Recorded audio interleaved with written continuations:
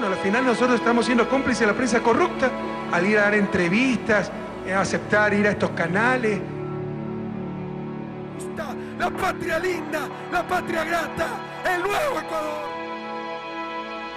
Lo que yo soy es un perseguido político por los últimos 16 años, que me han tratado de violar todos mis derechos, tanto en la parte civil como en la parte moral, en la parte personal.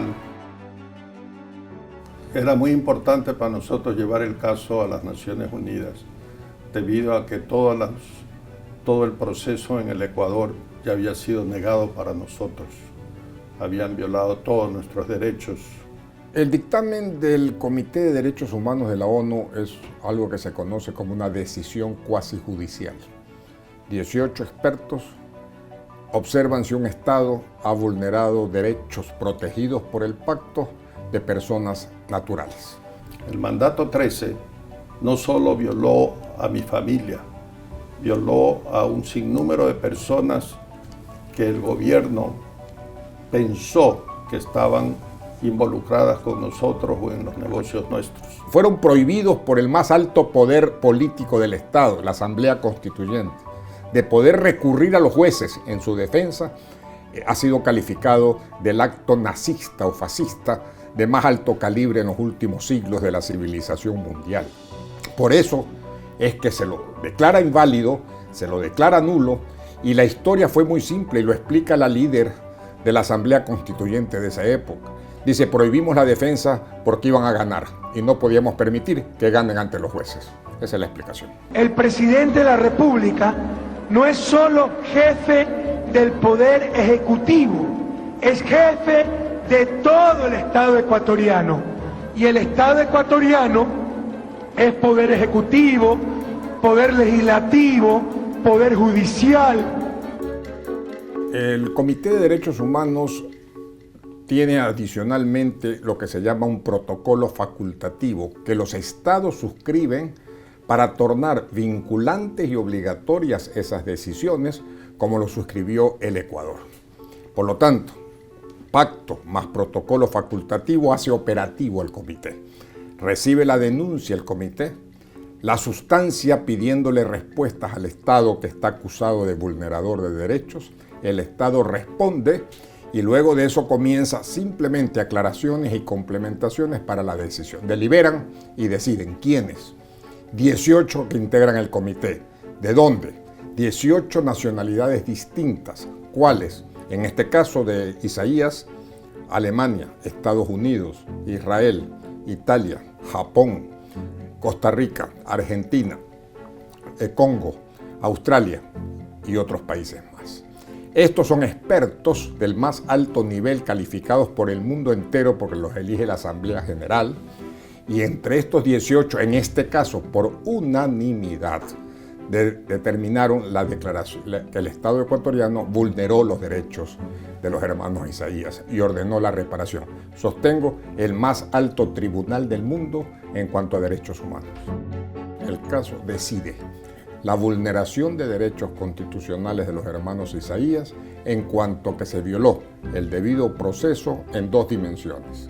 No acceso a la justicia, impedida por el mandato 13, y a su vez una mala aplicación, arbitraria aplicación de la ley que permitió las incautaciones a los bienes de los hermanos Isaías. Y en consecuencia ordena reparar esas vulneraciones de derechos, y reparación implica subsane los daños, regrese la situación patrimonial de los hermanos Isaías al anterior día de las incautaciones y procede en consecuencia.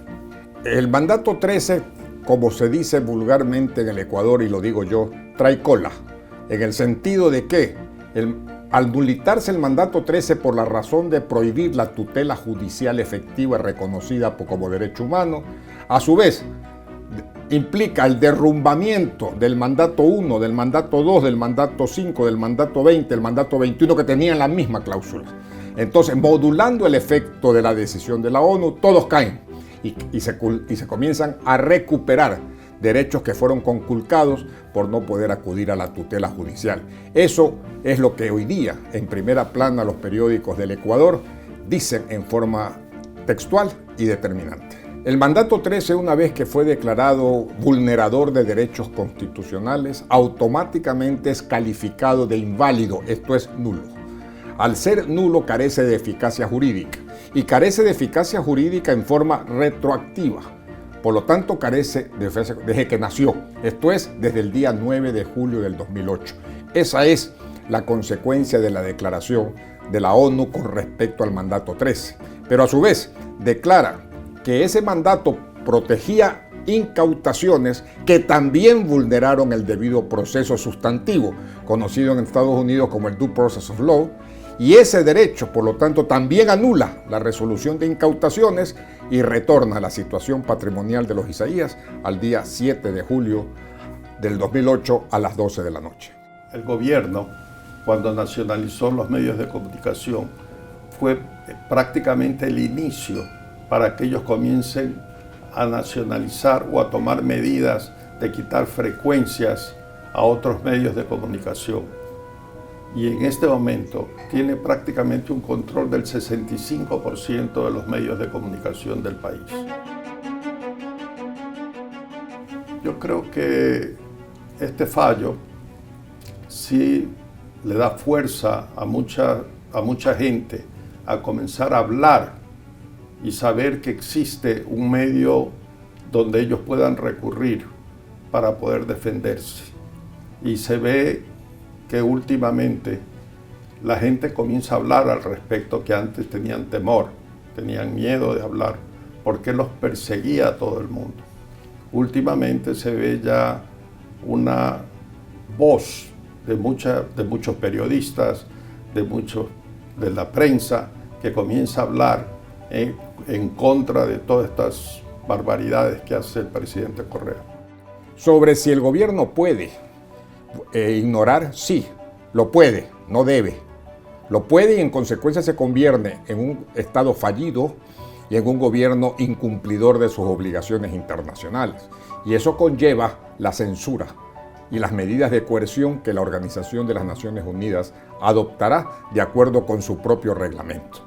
Por lo tanto, no lo veo factible. El gobierno ha dado su discurso político, pero el discurso jurídico ha sido otro. Aceptan que ha habido declaración de vulneración de derechos y aceptan que deben reparar. La discusión es cómo se debe reparar. Después de este veredicto, me siento que han reconocido mis derechos y que espero que el gobierno cumpla con todo el mandato de las Naciones Unidas.